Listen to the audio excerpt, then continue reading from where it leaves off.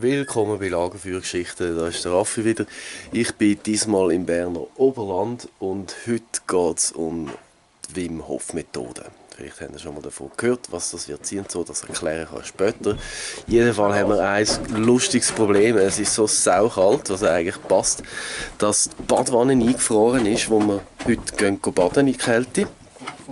Und unsere Wim Höfler sind jetzt schon mal am Ausgraben von der Badwanne. Tja.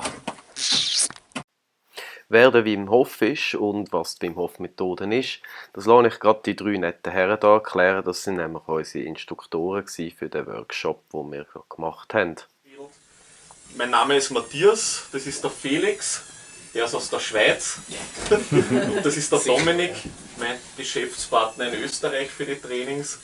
Und ja, wir haben jetzt alle drei gerade den Instruktor abgeschlossen beim Wim Hof. Wir unterrichten jetzt die Wim Hof Methode.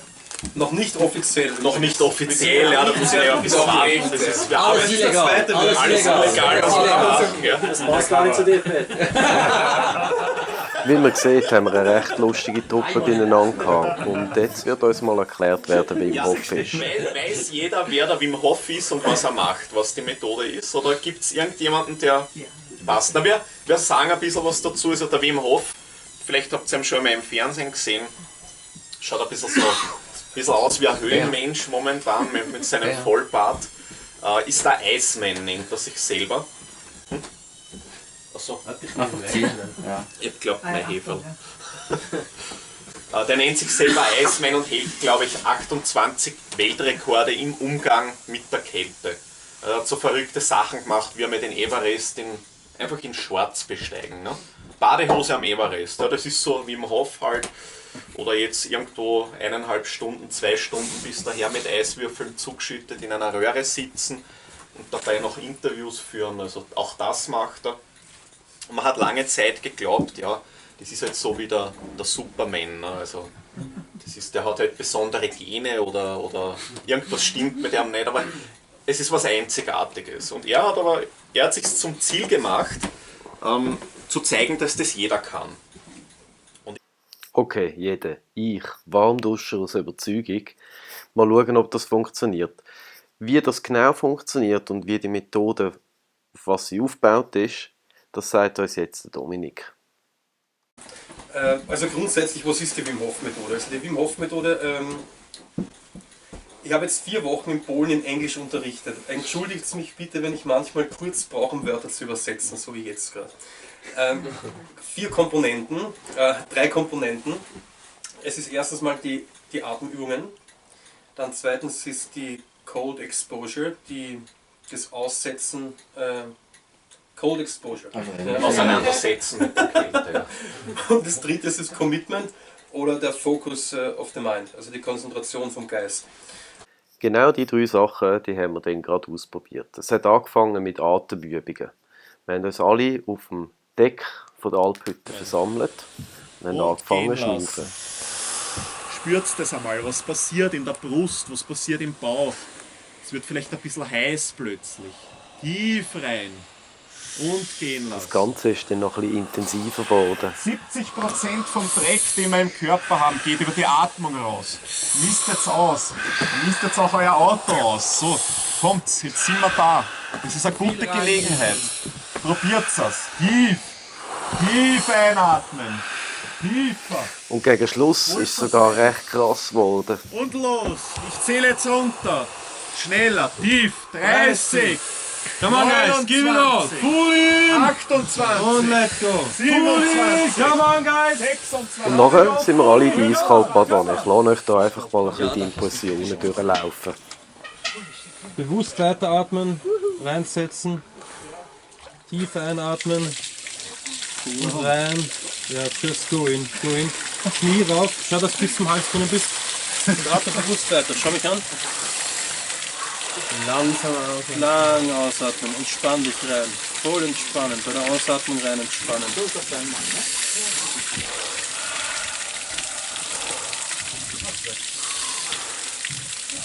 Gleich haben wir die 30 Sekunden, dann wird es leichter. Bewusst rein. Ja, genau. Jetzt kommt's schon hin. Yes. Ja, genau. Ja, genau. Tief rein entspannen bei jeder Ausatmung. And let's go. And let's go. Very good. Yes. Just. Einfach wahrnehmen, was sich im Körper tut. Einfach spüren. 1 Minute haben wir.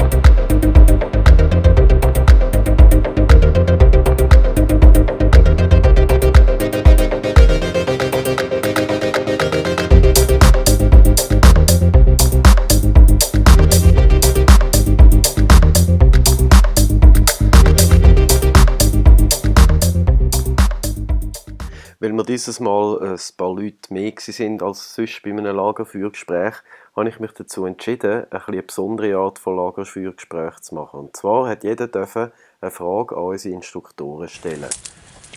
Also wenn ihr jemanden in die Badewanne hinein begleitet, oder? Und auf ihn aufpasst, hat sich schon jemand in euch verliebt in diesem Zeitpunkt? Ich glaube alle. Alle! Bei mir ging es ein bisschen so. Sehr emotional. Das gehört glaube ich nicht. Sehr schön. Ich glaube Nächster? heute, ja, speziell. Ja, was ist eure Prognose? Wie entwickelt sich weiter? Die ganze Szene, die ganze Bewegung? Oder Also es ist jetzt gerade ein großer Trend. Generell das Eisschwimmen, Kältetraining hat jetzt gerade einen großen Wert gewonnen. Und die Wim Hof Methode, die es ja schon seit vielen Jahren gibt, gewinnt jetzt auch zunehmend an Präsenz. Also das ist jetzt in den letzten 2 Jahren ein großer Trend spürbar. Also vor allem in Amerika ist er ziemlich groß, der Wim Hof. Okay. Da sind eben so Kapazunder wie Tim Ferriss und Tony Robbins, die trainieren alle mit ihm und auch die ganzen Big Wave Surfer und ganz bekannte Profisurfer und Sportler. Sehr viele Sportler, ja. Ganz bekannte Sportler. Also in Amerika ist er ziemlich bekannt und das schwappt jetzt halt langsam, wie alles und immer das gleiche Prinzip, schwappt es halt jetzt langsam auch nach Europa über. Und nach Asien. Und nach Asien, Ja. Australien auch. Definitiv, ja. Gut. Ja, vielleicht daran anschließend. Eigentlich so das Einzige, was mich ein bisschen stört, ist der Personenkult. Geht euch das ähnlich oder nicht? Weil an sich ist es eine Methode, die von der Person relativ losgelöst ist. Das ist eine sehr gute Frage, danke dafür. Und der Wim, Willst du Politiker werden? Nein. Der Wim Hof sagt selber, I'm not your motherfucking guru. Ja, Das ist immer wieder. Das ist Mehrmals pro etwas, Tag. das verstehen nicht alle, aber das ist eigentlich die Message dahinter. Mach die Methode aus Überzeugung, aber mach sie nicht, weil du mich liebst. Ja?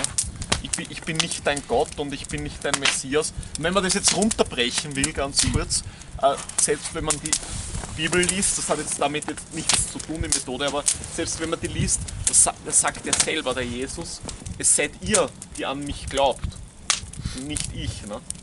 Also, wie beim es bist du glaubst,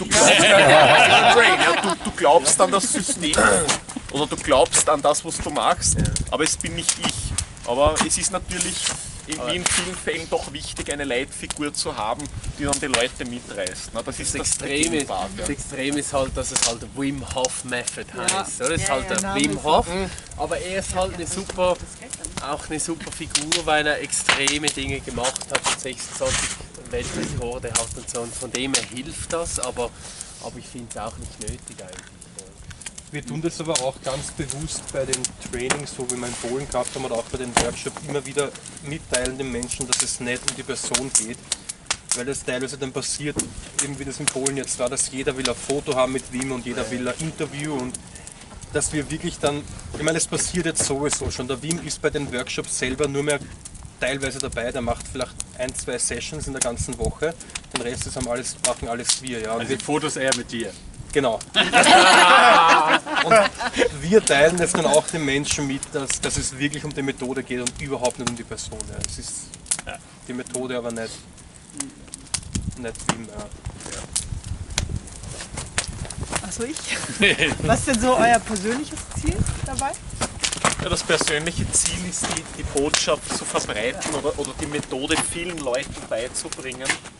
Weil es ist, glaube ich, doch ein interessantes Tool, um speziell also physische Eigenschaften zu erweitern. Also einfach hinter seine Grenzen zu gehen, vor allem einfach den Fokus zu stärken.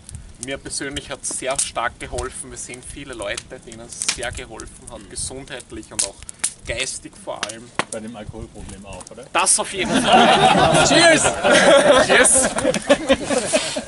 Ich glaube, dass das Ziel ist, wirklich die Botschaft rauszubringen, die Methode einfach zu verbreiten und vielen Leuten das Werkzeug zu geben, das sehr simpel ist, um sich zu verändern, nachhaltig.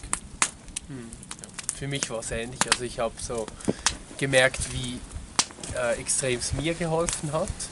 Und so aus dieser Überzeugung heraus weiß ich, dass es einfach vielen hilfreich sein könnte. Und ich möchte gern mit Führungskräften arbeiten, also mit Top-Managers, damit die wieder ein bisschen zufriedener, gesünder, respektvoller werden, um dann wirklich das das auch ist gut, ja. in die Organisation reinzubringen. Respektvoller ist ein guter Punkt. Ja.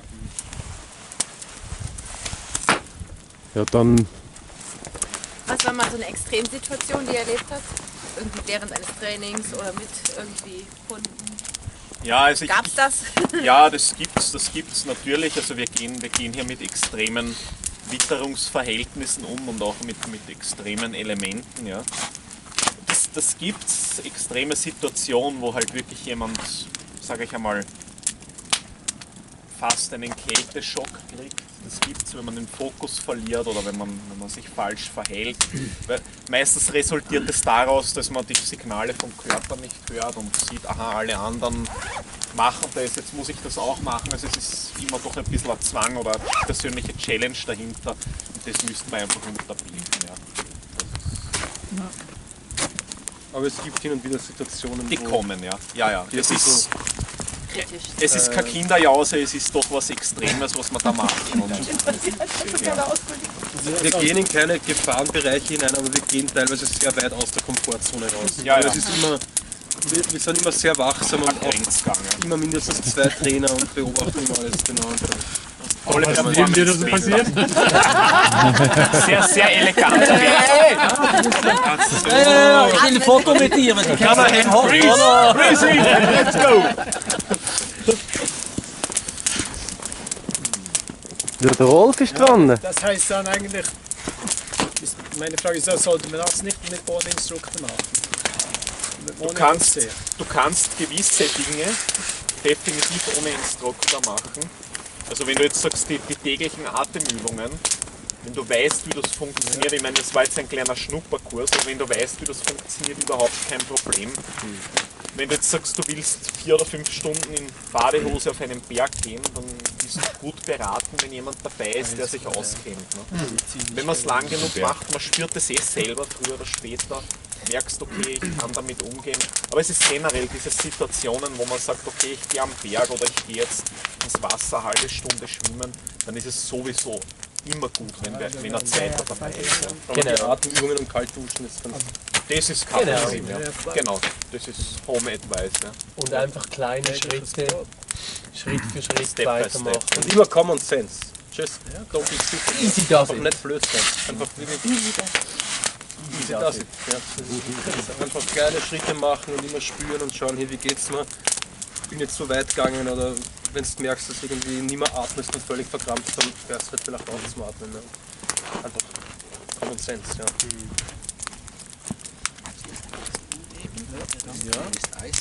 Was sind die anderen Einsatzbereiche? Jetzt haben wir das Eis angeschaut, in die Eisbadewanne. Was gibt es sonst, was ich nach der Atemtechnik quasi, wo kann ich das einsetzen sonst noch? Ja, überall. Du kannst es einsetzen im täglichen Leben, einfach für Stressreduktion, dass du besser umgehen lernst mit Stress und auch mit Schmerzen, ja, bei chronischen Schmerzen, also bei Krankheiten im täglichen Leben, im Leistungssport, Performance einfach. Also Es ist eine Art Meditation auch, das ist die Atemübung. Und gerade als Spitzensportler hast du damit das Werkzeug, dich wirklich zu fokussieren auf das, was du magst. Also vielleicht wäre das ein gutes Werkzeug für dich, für den nächsten Bewerb. So aktiv bei den Bewerben, aber Fängt dann wieder an. Aber beim nächsten Mal in Badehose. Aber Ueli,